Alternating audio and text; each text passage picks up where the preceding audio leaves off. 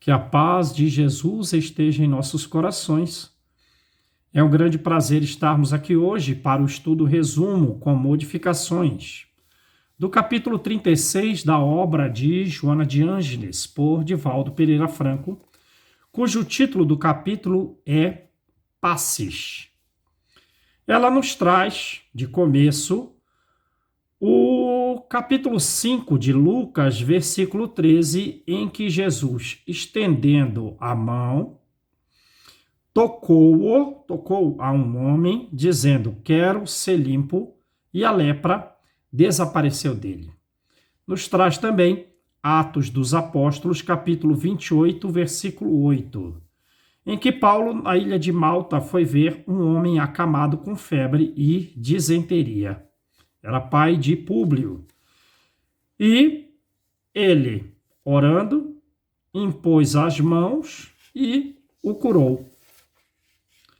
Queixam-se diversos espíritas quanto ao resultado infrutífero dos passes de que se fazem instrumentos.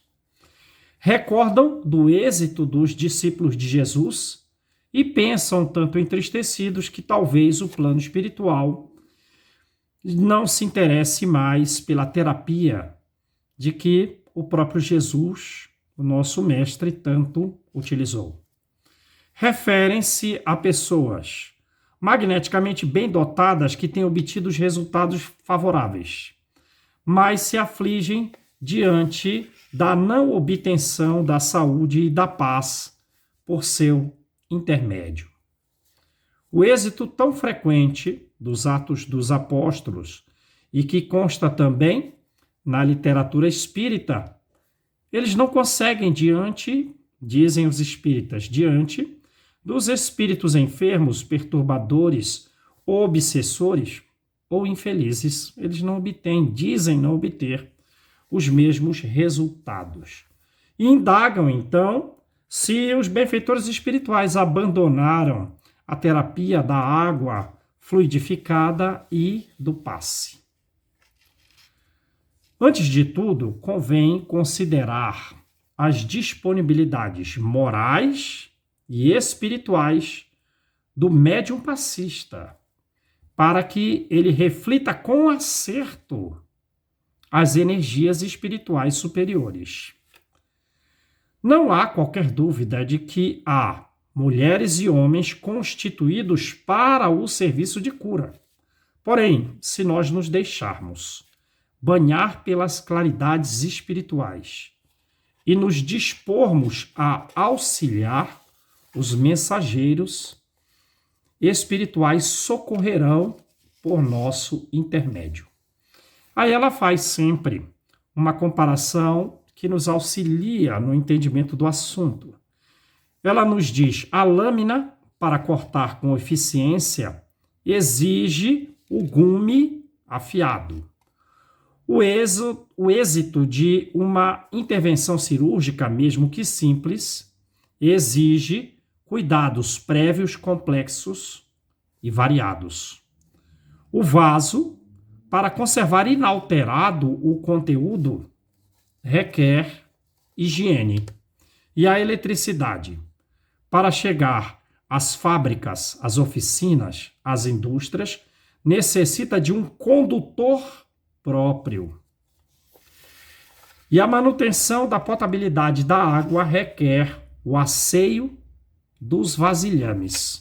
Ora, no passe magnético, os deveres dos médiuns, não podem estar relegados a segundo plano, os deveres. Se é justo, então, ao médium passista esperar a cooperação dos espíritos excelsos, também é razoável compreender que os espíritos excelsos esperam o mínimo dos requisitos necessários para o exercício da tarefa mediúnica de cura.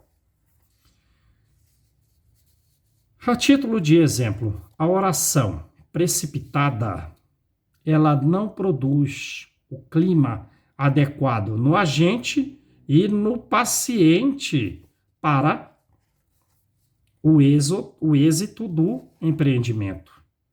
Também, a simples imposição de mãos com a súplica não cria uma condição influente, uma condição preponderante para a cura ou o alívio ou a melhora. O exercício equilibrado da mediunidade curadora exigem vários requisitos que não podem ser relegados. Primeiro, inalterável confiança no Pai. Segundo, conduta compatível com a fé esposada. Terceiro, serenidade íntima.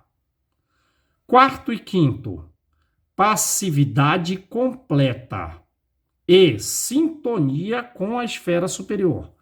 Quer dizer, passividade completa com a ideia que vem de cima, você não pode opor uma ideia contrária, uma ideia terrena, diante da ideia superior, uma ideia sensualista, materialista, ou se negar a fazer. E uma sintonia, quer dizer, você tem que estar sintonizado naquela frequência dos espíritos superiores constantemente, não adianta oscilar, senão não obteremos. 6. O hábito da prece. 7. O amor ao próximo. 8. Abnegação no serviço de auxílio. Quer dizer, não é por uma circunstância ou outra que deve surgir um sentimento contrário ao de servir, ao de amar. Não, é que está de noite, não vou. Não, é que hoje é domingo. Enfim, como ela coloca, abnegação no serviço de auxílio. Item 8. 9. Humildade. 10. Experiência de discernimento. Quer dizer que se nós vamos ficar clareados com a luz do Evangelho, nós devemos saber nos comportar, discernir o que fazer numa situação ou noutra, ou nós, ou aconselhar os outros adequadamente. Esse foi o 10. 11. Saúde física e saúde mental. Quer dizer, se eu não estou bem de saúde física, por que eu vou dar o passe?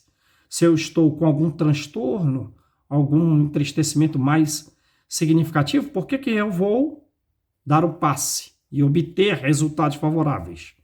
Ela coloca a saúde mental como uma das condições necessárias para a obtenção de êxito no serviço do passe. E 12. Meditação nos objetivos superiores da vida. Ora, isso naturalmente, assim como o hábito da prece, exige a questão do tempo, porque se ela coloca o item 12 e o item 6, meditação nos objetivos superiores da vida, e hábito da prece, por quanto tempo deve ter a meditação como um fator preponderante para que ocorra a cura ou um alívio significativo num serviço de passe, né? A mesma coisa com o hábito da prece. Pois bem, após diversas tentativas malogradas de expulsar o espírito imundo que se apossara do jovem lunático, o mestre, sem demora, repreendeu o espírito e libertou o enfermo. Inquirida, então, da razão pelas quais eles fracassaram, Jesus, além de falar da falta de fé, disse também que aquela casta de espíritos só eram expulsos com oração e jejum. Ora, oração, diz-nos Joana esclarecendo, a que Jesus se refere, é a comunhão constante com Deus. E jejum é o jejum dos atos morais que possam degradar o espírito ou envilecer o caráter. Ora, assim fazendo, sem dúvida, se tivermos esses comportamentos, essas 12 condicionantes que ela nos apontou, sem dúvida, os resultados no passe serão salutares e imediatos. Que Jesus nos abençoe.